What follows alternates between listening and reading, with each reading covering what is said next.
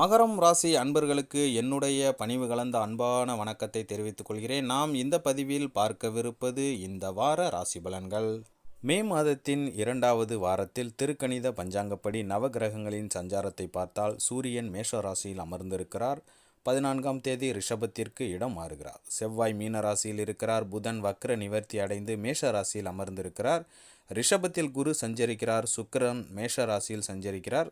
கும்பத்தில் சனி, மீனத்தில் ராகு, கன்னியில் கேது என கிரகங்கள் சஞ்சரிக்கின்றன. சந்திரன் இந்த வாரம் ரிஷபம், மிதுனம், கடகம் ஆகிய ராசிகளில் பயணம் செய்கிறார். கன்னி, துலாம், விருச்சகம், தனுஷு ஆகிய ராசிக்காரர்களுக்கு இந்த வாரத்தில் சந்திராஷ்டமம் உள்ளதால் கவனமாக இருக்க வேண்டும்.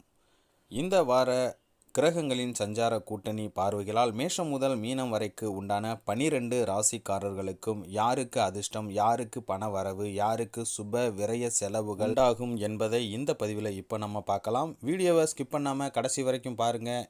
இது வரைக்கும் நீங்கள் நம்ம சேனலை சப்ஸ்கிரைப் பண்ணாமல் இருந்தீங்கன்னா இப்போ சப்ஸ்கிரைப் பண்ணி வச்சுக்கோங்க. வீடியோ பிடிச்சிருந்தா ஒரு லைக் பண்ணுங்கள், ஷேர் பண்ணுங்கள், கமெண்ட் பண்ணுங்கள். சூரியன் உங்கள் ராசிக்கு 4 மற்றும் 5ஆம் வீட்டில் அமர்ந்திருக்கிறார். அதனால் எடுத்த காரியங்களை எந்தவித சிரமமும் இல்லாமல் நிறைவேற்றுவீர்கள்.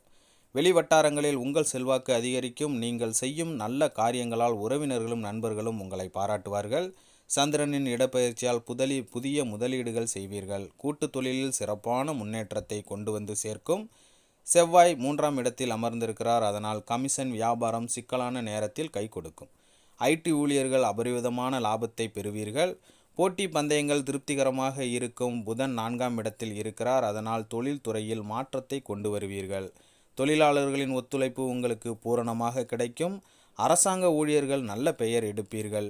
குரு 5ஆம் வீட்டை பார்க்கிறார். அதனால் உங்களை வீழ்த்த எதிரிகள் திட்டம் போடுவார்கள். எச்சரிக்கையாக இருந்து வெற்றி பெற வேண்டியது உங்கள் பொறுப்பு.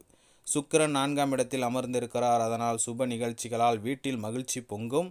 சகோதரர்களுக்கு திருமணம் செய்து வைப்பீர்கள். இல்லற வாழ்க்கையில் புதிய உற்சாகத்தை பெறுவீர்கள்.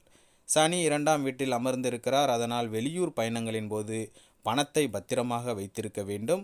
கண்ட இடத்தில் சாப்பிட்டு வயிற்றை கெடுத்து கொள்ளாதீர்கள். ராகு 3ஆம் வீட்டை பார்க்கிறார். அதனால் எதிரிகளை வெற்றி கொள்வீர்கள். கேது 9ஆம் இடத்தில் இருப்பதால் ஆன்மீக பயணங்களை மேற்கொள்ளும் சந்தர்ப்பம் உங்களுக்கு உண்டாகும். அன்பர்களே, இத்துடன் இந்த பதிவு நிறைவடைகிறது. இந்த பதிவு உங்களுக்கு பிடித்திருந்தால் நம்ம சேனலை லைக் பண்ணுங்கள், ஷேர் பண்ணுங்கள், கமெண்ட் பண்ணுங்கள், குறிப்பாக சப்ஸ்கிரைப் பண்ணி சப்போர்ட் பண்ணுங்கள். மீண்டும் அடுத்த பதிவில் சந்திக்கிறேன். அதுவரை விடைபெறுகிறேன். நன்றி, வணக்கம்.